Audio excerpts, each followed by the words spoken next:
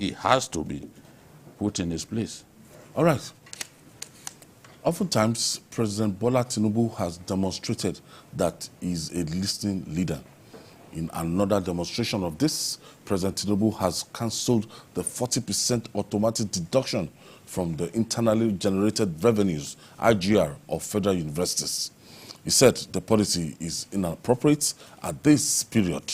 Meanwhile, this comes after Babajide Kolade-Otitoju and other guests insist that this program will not shy away from telling the truth to the president. Let's share that with you.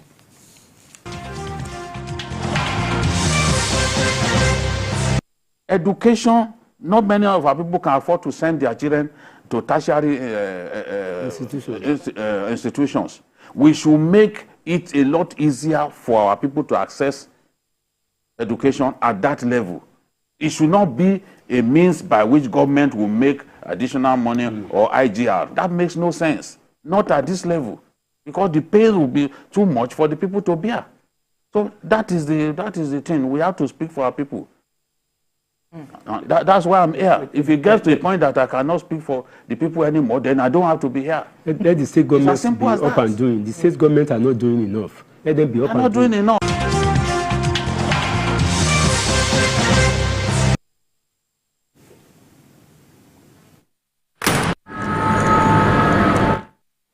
%40 deduction from the IGR. Which IGR?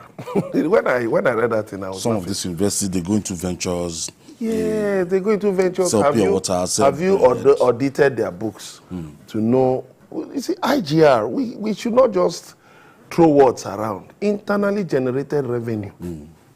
How much of their overhead costs have they met? Yes, they collect subventions from government. That's a fact.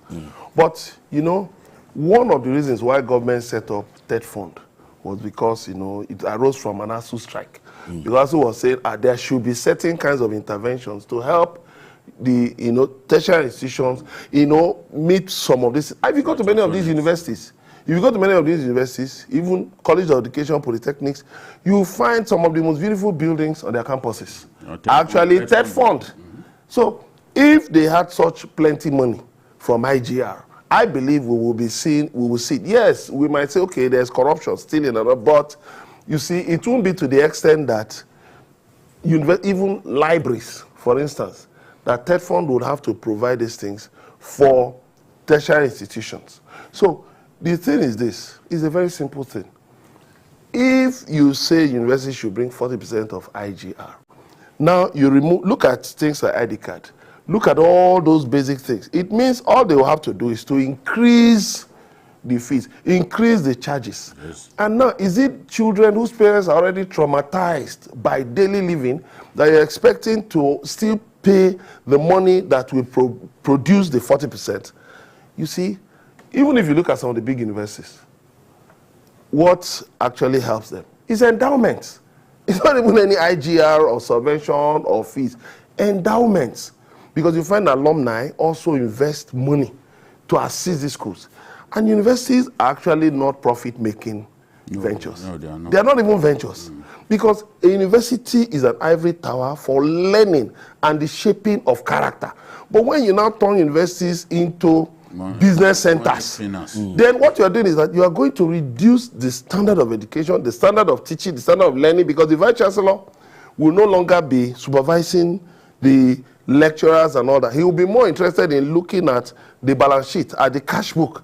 He will be more interested, you know, in holding meetings with the bossa and all those officials in the financial sector. That will just further devalue our education.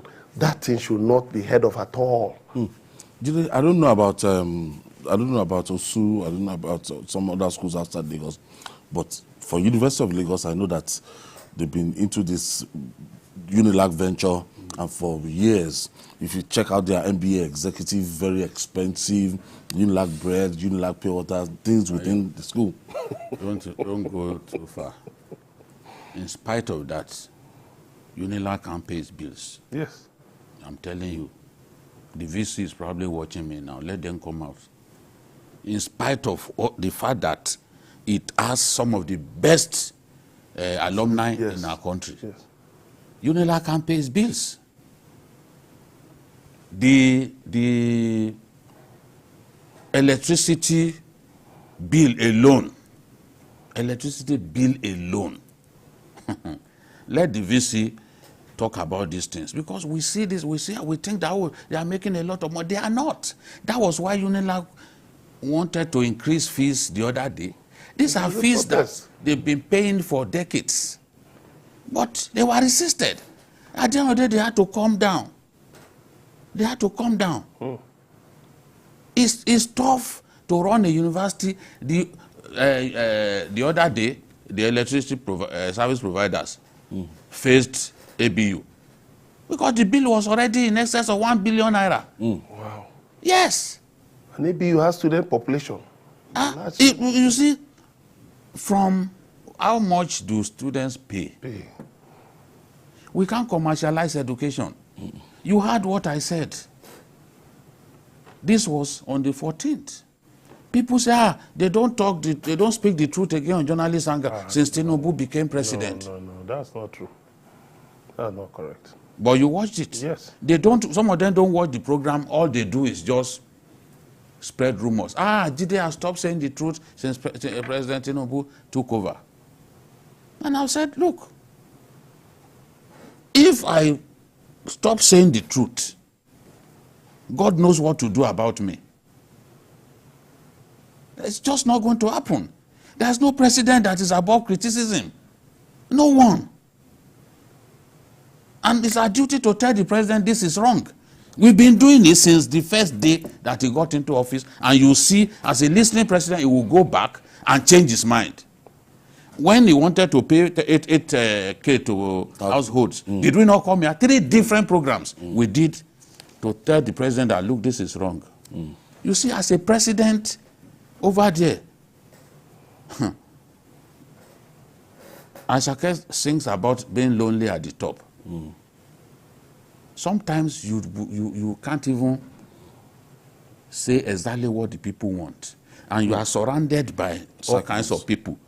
Some of them sycophants, some even fifth columnists. If you ask President Buhari today, when Awolowo's house library was raided and they turned everything upside down, after Buhari left office and we interviewed him, he said he did not know. He never sanctioned the raid. As president, one of the most prominent Nigerians, they were going to raid his house, his library. Buhari didn't know. So the people came up with this idea. The moment they started banding it around, we had to come here and say, Mr. President, this is not a good idea. And he listened. That's the job of the journalists. Absolutely. We can't be in a situation in which we say, oh, for this president, we will not criticize him. It's not going to happen.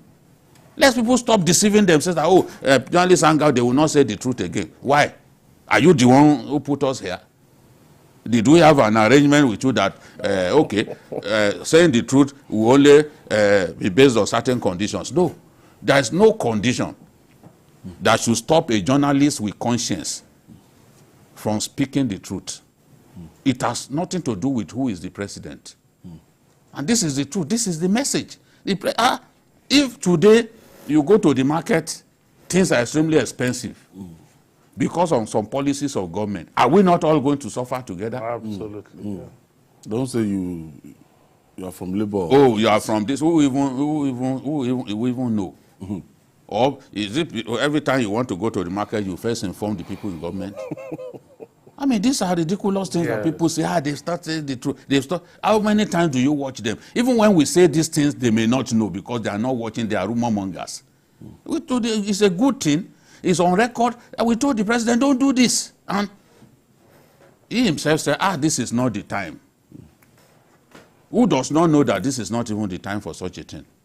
Universities that are grappling, they can't even pay their bills. A lot of the federal universities that were set up, just as he said, when you enter their premises, it's only TED fund buildings that you see. Even state universities are taking TED fund, relying heavily on TED fund. Enter any of those universities. It's the same TED fund that will also still provide money for research for some university lecturers to travel abroad, although some of them go and don't come back. You know, all these things. What if we didn't have TED fund? A lot of those universities cannot, they can't even pay the salaries of workers. Abia State, they were owing doctors. They were owing doctors. If we implement this kind of thing, then all universities not going to be under a pass. Yeah, they were owing doctors. When you owe, the doctor is the last person that you should owe. Because you are putting people's lives at risk. A man whose mind is not settled will be operating on people. They will forget their social material in people's bellies. It has happened before. Because you ask yourself, what was a doctor thinking when you even left even bandages inside a person that you operated upon? So we have to be careful. Emeka, should those universities be encouraged to make more money? You see, like trying they to said, you cannot commercialize education. You cannot commercialize learning. Now, look at, there's this report now that Nigerians are now opting for Canadian universities, over UK. That UK is losing more Nigerians to Canada. Yes. Because the conditions are more favorable. UK universities started because they saw a large number of Nigerian students trooping to UK. They began to increase school. No, you don't do that. Come on. You're not the only country in the world stopped you offering... from bringing your family. Oh, okay, what is that? So do you want to break marriages? Do you want to break homes because somebody wants to go and get a degree? Masters in UK. Get a master's or something. So, and you know the way the Nigerian society is. We value family bonding a lot. So the point is this, you see, there are certain people, who have really done so much for universities in this country. I think they should be encouraged to do more. Philanthropy, endowments, grants, foundations, families, wealthy families. Wealthy families in different areas can also be encouraged to set up foundations and fund certain, faculties, programs in our tertiary institutions. But you see, consider the ordinary man. The ordinary man also deserves the right. Education is a right. It's not a privilege. The ordinary man deserves the right to send his children to school. So if you now raise fees, do you even know that there are people that you think they are well off? I've heard them complaining about the increase in fees. That how will my children cope? A lot of the big people in our country today would not have gone to school if not for free education. Free education. That Awolowo and Co. Yes. My father went to University of Ibadan, and when told us those stories of, in the 60s, how things were then, I was just marvel. I'm just two students in a room. They had all those things. But what do you find today?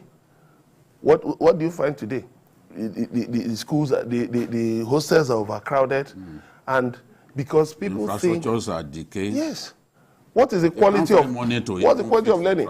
Are the lecturers really teaching the students? Do they have time? Lecturers are here and they move to other private universities. They move here and there because they must make ends meet. In spite of that, do you know the rate at which lecturers are leaving Unilag and other places? Leaving the country. Leaving the country. We have to even address the funding of universities if we want them to continue to be centers of excellence. You have to address the matter of funding, sufficiently.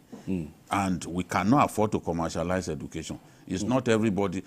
Children of the poor deserve to go to public universities. They deserve to go to public universities. And when they go to public universities, who knows? That big invention that we are clamoring for, it could well come from the son of a Paiwan Tapa. Yes. That is the thing. Yes. Even the 2% that companies, I think education tax, if I'm not, correct me if I'm not, the 2% education, I think it's 2% education tax. But many companies are even finding it hard right now to meet their obligations, to pay their workers, to buy inputs, to buy raw materials. So you now have more companies declaring loss. If there are more companies declaring losses, how will they be able to fund education? So the government should also think of incentives for companies, more incentives for companies, so that they can, at the end of the financial year, they can continue to contribute to education tax because we need it. It's very important, but we should not commercialize education for any